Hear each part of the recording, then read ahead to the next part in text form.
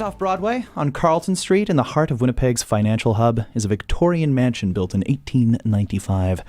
Dalnavert is no longer a home preparing for the holidays, though there is still plenty of merriment and cheer to be found at the museum. To tell us more about what's going on this holiday season, I'm joined by Charlene van Buekenhout. Hey, Charlene. Hello. Welcome back to Classic 107. Thank you so much for having me. I love coming here. Oh, it's always a pleasure to have you. I know it's only November 30th, but there's snow on the ground. The tree is up at City Hall. It's beginning to feel at least a little bit like Christmas. Yes. What? Have you guys started decorating the mansion? Oh my goodness. It's all decorated. It's all decorated? Yeah. Good for you. Our tree came this week. It's a real balsam tree. Wow. And it's in the parlor and it's getting decorated tomorrow. Oh, this is excellent. So it is full swing at Dalnavert. Full Victorian Christmas. And I was just looking at the calendar at Friends of Dalnavert on the website, and there's a lot going on this month too. Yes, we've really packed it in. It is very busy. And it all begins, I guess, this weekend already with a Child's Victorian Christmas on Sunday. What's that about? Mm-hmm. Well, a Child's Victorian Christmas is a way for us to bring kids into the museum and have them as our honored guests. So often when we think about museums, we think about don't touch that, don't be quiet and that kind of thing. And that kind of maybe alienates some children. So what we wanted to do was create a really kind of Victorian homey feel for them. And what we do is we invite the kids into the parlor. We take the barrier away and they get to sit on the floor, and a great storyteller that we have, Leanne Kaler, comes in and she tells winter tales by the tree, and the whole family gets involved, and it's so much fun. How cool is that? I mean, to me, I'm the kid who always loved to touch stuff. And to just be right there in the thick of it and to be experiencing Victorian tales. You guys have done this before, right? Yeah, it's the third year that we've done this, and it gets quite popular. Mm-hmm. The kids really enjoy it. Leanne's really great at keeping their attention, and it's not too long, and the atmosphere is so great. It's the Christmas trees there, and we've got some presents underneath there, and the kids always get a treat afterwards. So, I mean, storytelling is a big part of the holiday season, just getting together with your friends, with your family, and telling tales. But one of the things that regularly comes up in Victorian tales is the supernatural.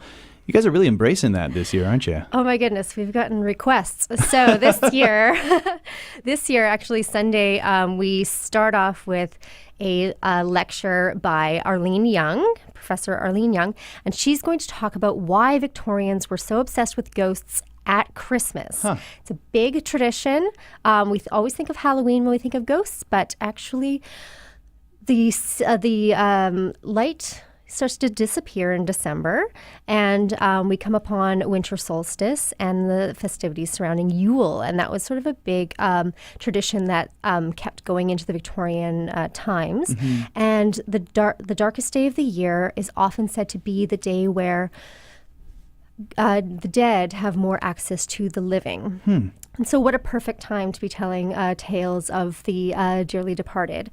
It's also a time where you start to think about people that have passed away. And so even though it's a beautiful, lovely, light time of year, there is that heaviness and that idea about death that's still in the air. So she's going to talk about why Victorians really embraced that.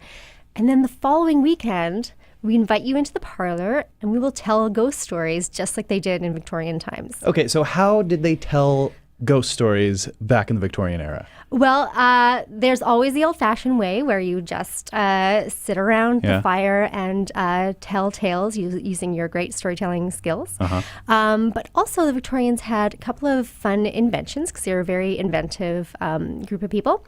And one of these inventions is called, what we call it nowadays is a cranky. A cranky? Yeah, Winnipeg had a cranky festival this past September. Way to go, Winnipeg. And what it is a moving panorama. So it's basically like a TV and a storybook squished together. So it's a box and a scroll, and there's illustrations on the scroll, and you watch the scroll as it cranks. You crank a turning thing, and it turns and it moves in front of your eyes. So we'll have the ghost story illustrations on the cranky, and we'll be reading at the same time.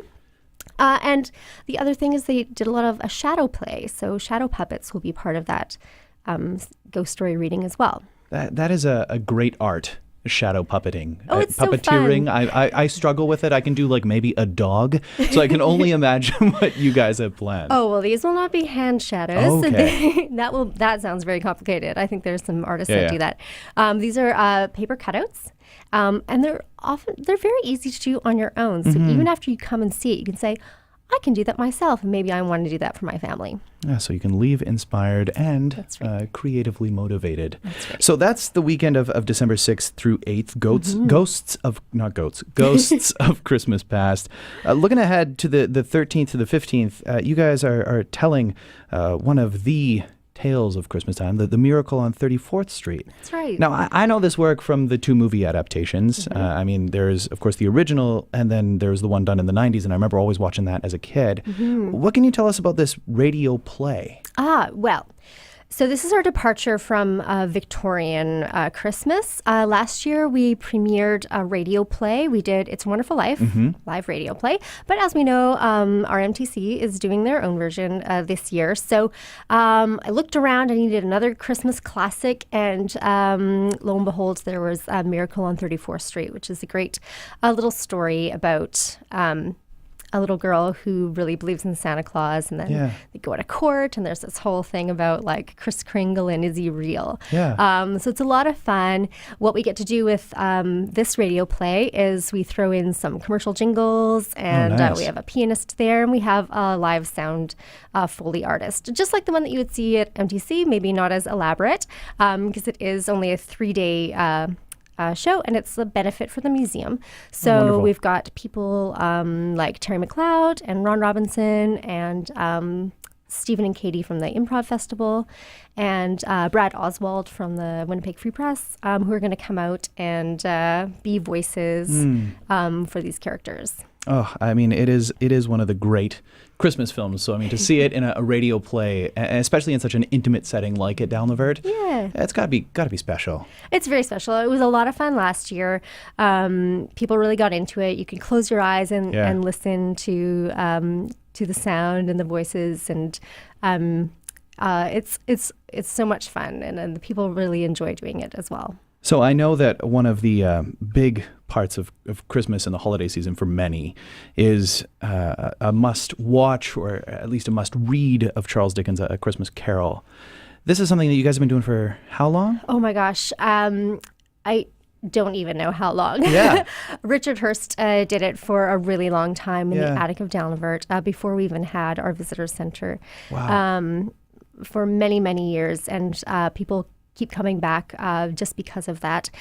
So since we reopened, we've had many different storytellers, but one who remains very traditional friend of Dalnavert is Ron Robinson. And he will be doing, he's actually doing two things. So he's doing the readings of A Christmas Carol, December 20th, 21st, and 22nd.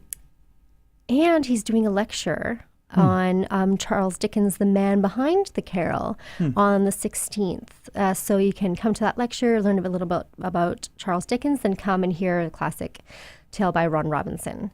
We actually do have a December 23rd special reading in the parlor, but it is sold out. Already? Yes. And that's just how popular things are at Dalnavert. I mean, like, it is part of the holiday staple now, I feel like. That's right. If you want to get in on some of these events, and please get your tickets as soon as you can. And what a number of events there are. I mean, like, really, you guys are going to be busy this holiday season. And I hope so. I'm wishing you nothing but the best. Thanks for coming in, Charlene. Oh, thank you so much for having me. Always a pleasure. If you would like to learn more about what Dalnavert has planned, you can head to their website, Friends of Dalnavert, or head to our website, classic107.com, click on the events tab, or you'll find an article right there on the homepage.